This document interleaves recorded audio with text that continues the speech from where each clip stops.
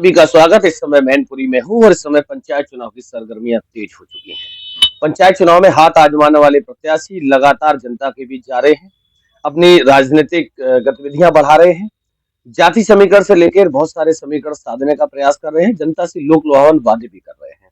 अब देखने वाली बात यह है कि पंचायत चुनाव का जब चूंकि लोकतंत्र की सबसे छोटी इकाई का ये चुनाव होता है, हमारे साथ बात करने के लिए उपस्थित है आने वाले पंचायत चुनाव में हाथ आजमाने के लिए तैयार शिवम यादव जी।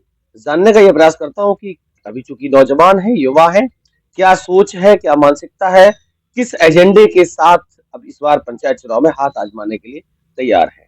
शिवम जी, सबसे पहले तो आपका स्वागत है जी, बहुत-बहुत धन्यवाद।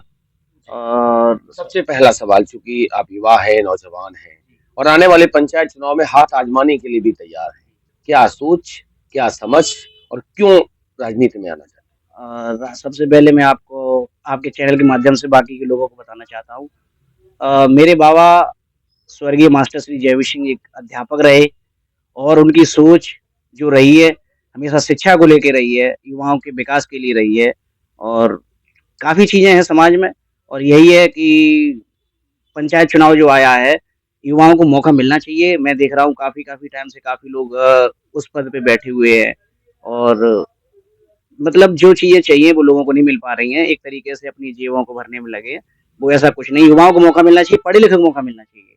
तो ये सारा कुछ सोच के मेरी इस बार सोच है कि मैं पंचायत चुनाव में आऊँगा। चूंकि पंचायत चुनाव की बहुत जल्द घोषणा होने वाली है, लगातार वोटर लिस्ट पे काम हो रहा है, ज्यादा समय नहीं बचा है। आप किस तरीके से जनसंपर्क कर रहे हैं और अपना क्या प्रस्ताव जनता के पास लेकर जा रहे हैं? मेरा प्रस्ताव केवल जनता के पास ये जाना चाहिए कि मैं उनकी जो भी समस्याएँ हैं, मैं खुद देखो मैं आपको बताऊँ मैं एक व्यापारी भी हूँ और उसी समाज से जुड़ा हुआ हूँ, वहीं के लोग मेरे पास आते हैं, तो मैं सारी लोगों की समस्याओं से अच्छे से अवगत हूँ। कि लोगों को किन चीज़ों की समस्याएँ हैं और इन समस्याओं का जो भी निराकरण होगा वो कैसे होगा। और 2 चुनाव हैं, ग्राम पंचायत का भी चुनाव है और जिला पंचायत का भी चुनाव है। मतलब त्रिस्तरीय चुनाव है ये, तो इसमें से कोई एक इलेक्शन में लड़ने वाला हूँ, ये अच्छा, क्लियर अभी डिसाइड नहीं करा है, लेकिन जनता के बीच लगातार जा रहे हैं। है। एक इलेक्शन कोई लड़ूँगा, लेकिन ये क्लियर नहीं है कि जिला पंचायत लड़ूँगा कि ग्राम पंचायत का तो लड़ूँगा। आपको क्या लग रहा है कि अगर मान लो आपने ग्राम पंचायत का चुनाव लड़ा या जिला पंचायत का चुनाव लड़ा और जनता ने आपको जनादेश दिया किसी भी एक चुनाव का, कैसे खरा उतरने का प्रयास करें? बिल्कुल खरा उतरेंगे। अभी जो मेरी ग्राम पंचायत है, मेरी ग्राम पंचायत में अधिकांशतः काफ़ी समस्याएँ हैं और उन समस्याओं को मैं जानता हूँ अच्छे से और जो लोग वहाँ के रहने वाले हैं, वो भी उन समस्याओं को समझते हैं और जो भी प्रधान रहे, जो भी लोग रहे, उन्होंने अपनी जगह अपने हिसाब से काम किया और मैं युवा हूँ और अभी का बिल्कुल पढ़ा-लिखा हूँ, तो उन सारी समस्याओं को अच्छे से जानता हूँ मैं और उनके साथ बहुत ही परिपक्वता से उनके साथ काम करूँगा, ताकि उनको कोई समस्या ना आए। अच्छा, एक सवाल आपसे है, चूँकि आप पढ़े-लिखे भी हैं और लगातार ये आरोप भी लगा रहे हैं कि अभी तक जो इस पद पर रहे, उन्होंने अपनी जेबें भरने का काम करा। जी, जी। पंचायत स्तर पे आपने देखा होगा गरीब आदमी से आवास के नाम पे वसूली, शौचालय के नाम पे जी, वसूली, राशन कार्ड के नाम पे वसूली, यानी कि जो भी छोटे-छोटे काम होते हैं, हर काम पे वसूली होती है। जी। आप कैसे खत्म करेंगे? मैं बता रहा हूँ शायद अभी मुझे इन चीज़ों से ज़्यादा जानकारी नहीं थी। लेकिन अभी ये कुछ जो आवास बने थे, इनमें वो लोग रह रहे हैं, जिनका घर अच्छा बना हुआ है और जो प्रधान के बिल्कुल टच में है, लेकिन ऐसा कुछ नहीं होने वाला है। जो उसका बाकी हकदार है, उसको मिलेगा। ये सोच के मैं केवल काम करने आऊँगा, मुझे बाकी की जेब नहीं भरनी है। अगर मैं जेब भरता हूँ, तो अगले 5 साल बाद फिर मैं वोट माँगने जाऊँगा।